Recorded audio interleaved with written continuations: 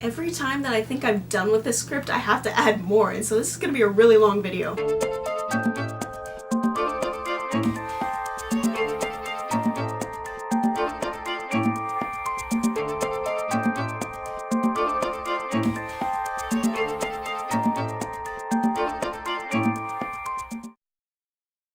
I have not screamed or shouted in a movie this much until I saw the Endgame. Welcome to the spoiler rant of Avengers Endgame. This is a spoiler rant, so warning, spoiler warning. I'm just gonna go like lily pad hopping. It's just gonna be like completely a mess and crazy, but it's gonna be great. It's gonna be, you know, you're gonna love it. That's why you watch my reviews, right? I'm going to talk a lot and really fast, so let's just get started with the spoiler rant for Avengers Endgame. I really liked the first 10 minutes of the movie, and I think it was a very smart move on the creator's part. It really set the tone for the rest of the movie. The desperation and just the need to solve everything and to fix everything, or at least die trying. Hawkeye's arc was beautiful. It was gorgeous. I think that, like, this is the Hawkeye that I've been waiting to see since Avengers, the first one. I was like, this is the guy that I've been waiting for. He has everything awesome about him in Avengers, and then all the charisma that happened in Age of Ultron, and then without all the lame stuff that happened in Infinity War. I was talking with a friend and we both agreed that killing Thanos was a really smart move, because now we're like, what do we do next? There's nothing else for us to do. Killing Thanos was first on our list. Like,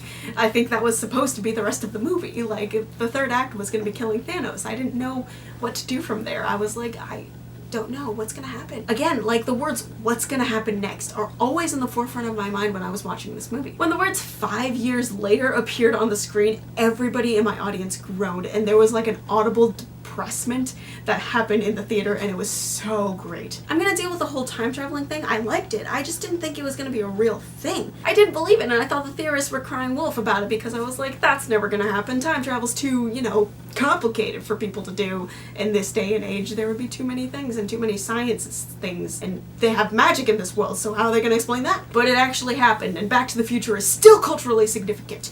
With the time travel things, the creators were able to do winks and nods to, you know, different movies and, you know, expand the Marvel Cinematic Universe, like things that happened in the Battle of Manhattan against the Chitauri. This movie is a giant fan pleaser movie, but I dare you to try what the Russo brothers tried. I dare you to find a different solution other than fan service. You tell me what you would have done differently if you were the Russo brothers. I was surprised at how well Nebula was played and crafted, and how she was, like, you know, exemplified and personified in this movie. I didn't really like her in the Guardians movies, and I didn't really enjoy her presence in Infinity War, but this movie I really started to enjoy her as a character. The whole scene with Captain America in the elevator, I was waiting for him to say, like, something like what he said in Winter Soldier, where he looks around and he says, "First of all, does anyone want to get off?" But no, he says "Hail Hydra," and I was like, I totally forgot about that comic book thing that, you know, blew up over the internet, and they actually did it, and it made sense, and I was like, I just about died. Let's talk about the Soul Stone. The two spies fighting over which one gets to die is brilliant and gorgeous. It's the most awesome thing ever. You have two people of the same skill level and the same level of smarts, and you're just waiting for one to make a wrong move or make a very right move and just, you know, tip the other person over the edge. So much of the scene is unsaid, and there's so much subtext, and it was just so beautiful, the physical acting part of it. Black Widow's death. I think by the end of it, I accepted the reasoning and I understood the need for it.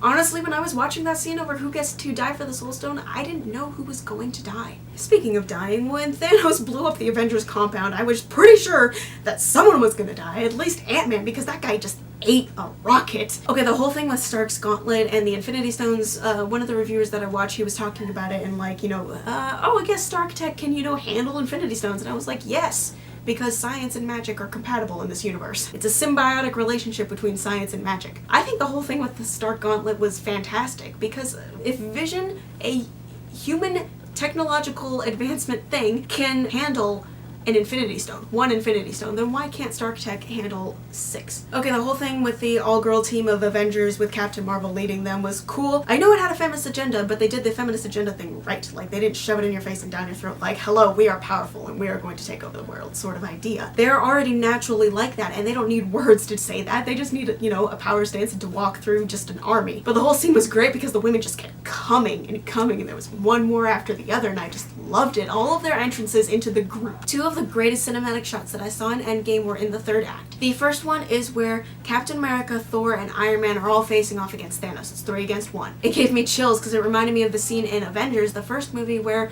you know, that all 3 of them are facing off against each other. The second was the same shot, but it was Captain America versus Thanos and his entire army. I mean, the beauty of the shot matched with the utter hopelessness that you felt in that scene, and you're just like, I don't know how he's gonna get out of this. It's one man versus an army, and the subtext was fantastic, and the thematic, like, underlying tones of what is happening in this shot.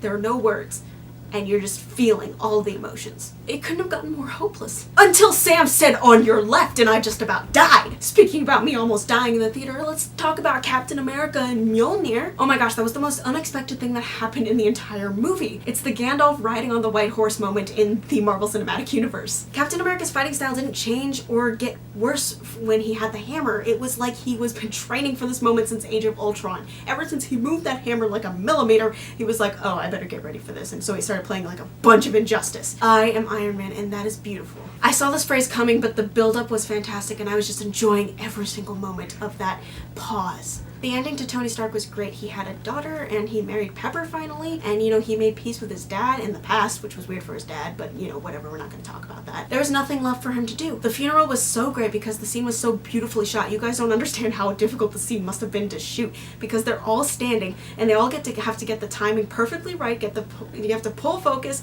everybody has to be acting physically, and you know, all the pacing and the timing has to be right, just right, and in tune with the music. The ending to Steve Rogers was also really nice. I'm really glad they didn't kill him. I felt like they were going to, but they didn't. Let's talk about some risks that Marvel took. They basically took risks with both Hulk and Thor, the 2 powerhouses of the Marvel Cinematic Universe. Hulk is completely gone as a character. I don't know how I feel about that. The whole Hulk Banner like mashup thing was kind of just awkward and disgusting, and I just kind of was like, it's like Shrek all over again. Just this weird creature that I don't know what to do with. He's definitely haunting my dreams right now. Thor's whole arc in this movie is kind of lame. I'm actually on the fence about this. Like, there's the fact that Thor doesn't need this godlike body to defeat Thanos, which he doesn't. They dumbed him down, and I didn't understand why they did it. They took Thor and gave him the humor of Ragnarok with none of the awesome fight scenes. I feel like that disrespected Thor because he's one of the original 6. Everyone else had a relatively good arc, and this guy just didn't. He was just kind of just faded into the distance. I wanted his ending to be epic, and I didn't get that. I wanted his ending to be like his Wakanda entrance in Infinity War. Again, I'm on the fence of this. I really thought it was funny,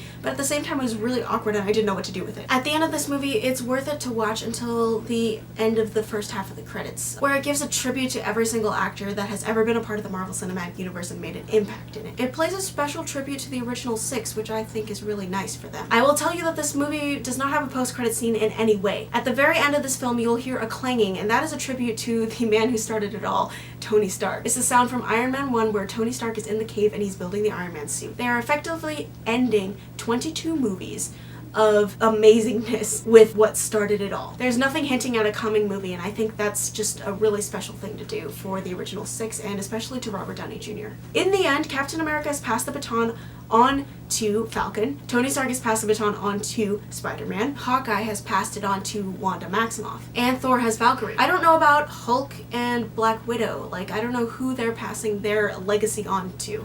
Like, I don't know who is replacing them in the second Avengers team. I'm pretty sure they have some sort of second generation equivalent, but I can't think of it right now. I'm thinking that all of the surviving original 6 Avengers will have some sort of, like, mentor role in the future, but I don't know what that's going. Question of the week is, what did you think of Avengers Endgame, and who do you think that Hulk and Black Widow's prodigies are? Let me know in the comments down below. While you're there, subscribe to my channel, ring that bell so you're one of the first people to know when I post another video, and hit the like button if you like this video. As always, you guys, thank you so much for watching. Have a great random Thursday. I will see you on the other side of the screen. Bye!